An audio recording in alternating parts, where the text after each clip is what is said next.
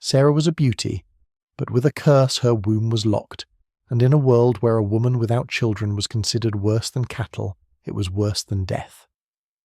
When Abram turned 75 and she turned 65, God promised to make him the father of nations, but for some reason he did not mention Sarah in this promise, and this detail burned her heart.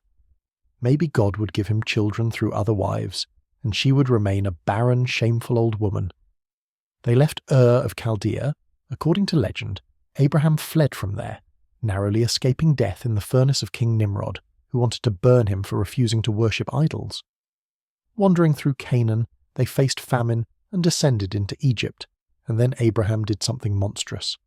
When he saw that Sarah was still beautiful at 65, he was afraid that the Egyptians would kill him to take her away, and ordered his wife, "Tell me that you are my sister."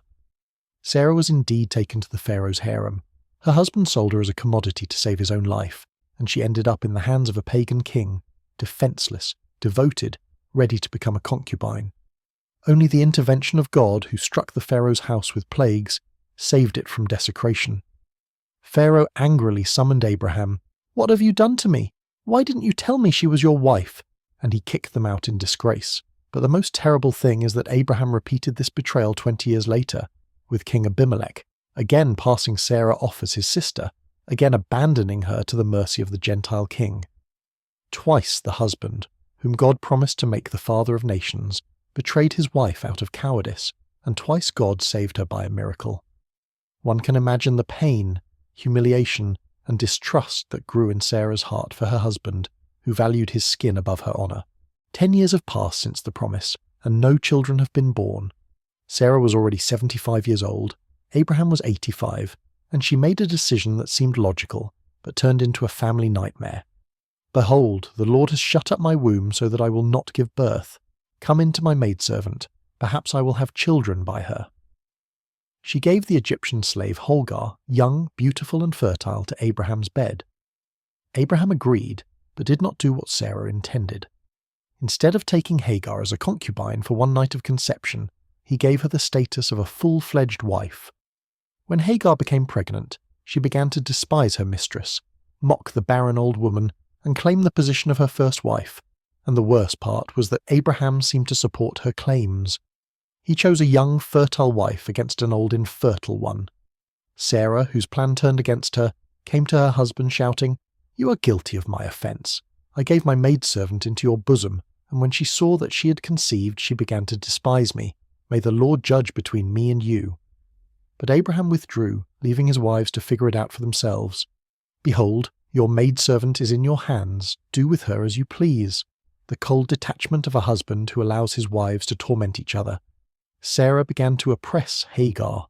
The Hebrew word means to torment, and the pregnant woman could not stand it and fled to the desert, preferring death from thirst for life under the rule of an embittered mistress. The angel brought her back with the promise that she would give birth to a son, Ishmael, from whom a great nation would come. Ishmael was born, and for the next 13 years, Sarah watched as the son of a slave girl, Abraham's only heir, beloved by his father, grew up like a prince while she remained a childless laughingstock. When Abraham was 99 and Sarah was 89, God appeared again and said bluntly, "I will bless Sarah and give you a son by her." Abraham's reaction is shocking. He fell on his face and laughed so hard that he couldn't get up and said, "Is it possible that a 100-year-old will have a son? And Sarah, 90 years old, is she really going to give birth?" The righteous patriarch did not believe the promise, and did not even tell Sarah about it. After 2 betrayals and 13 years of humiliation, there was no trust left between the spouses. After a while, 3 strangers came to the tent, and one, the Lord himself, repeated the promise in Sarah's presence. She heard it for the first time. Her husband was hiding a divine revelation from her, and laughed bitterly, cynically, desperately. "Should I have this consolation when I'm old?" The laughter of a woman who buried hope 65 years ago. The Lord rebuked her. Why did Sarah laugh? Is there anything difficult for the Lord? She got scared and lied. "I wasn't laughing." But he insisted, "No, you laughed." God did not condemn her for her distrust, but named her son Isaac, Laughter, turning the bitter laughter of despair into a prophecy of joy. At the age of 90, when the body was a dried-up shell, when physiology screamed impossible, Sarah conceived. 9 months of pregnancy at that age should have been killed, childbirth should have been torn from the inside, but God, who gave conception, gave the strength to endure and give birth. Isaac was born to a 90-year-old mother and a 100-year-old father, a miracle that refutes nature. Sarah was screaming, "God made me laugh. Whoever hears about me will laugh." Who would have told Abraham that Sarah would breastfeed? For in his old age I gave birth to a son. Now it was the laugh of triumph, the laugh of revenge against all those who despised the barren, the laugh of a woman who proved that God was with her. But when Isaac was weaned, at a feast in his honour, Sarah saw 13-year-old Ishmael openly mocking the baby, laughter, mocking laughter, and the rage of 65 years of humiliation exploded in her.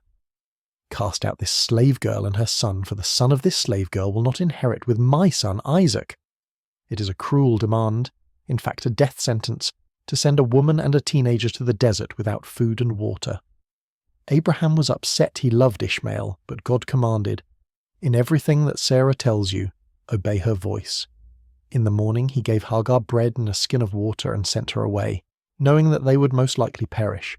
Sarah won. Her son became the sole heir. The rival was banished. Humiliation was avenged. Sarah's story is not a sweet tale of patience, but a cruel drama of jealousy, betrayal, humiliation, and revenge, where a barren woman went through the hell of 65 years of shame to give birth at the age of 90, and prove that nothing is impossible for God, even if the path to a miracle is paved with pain, blood, and tears.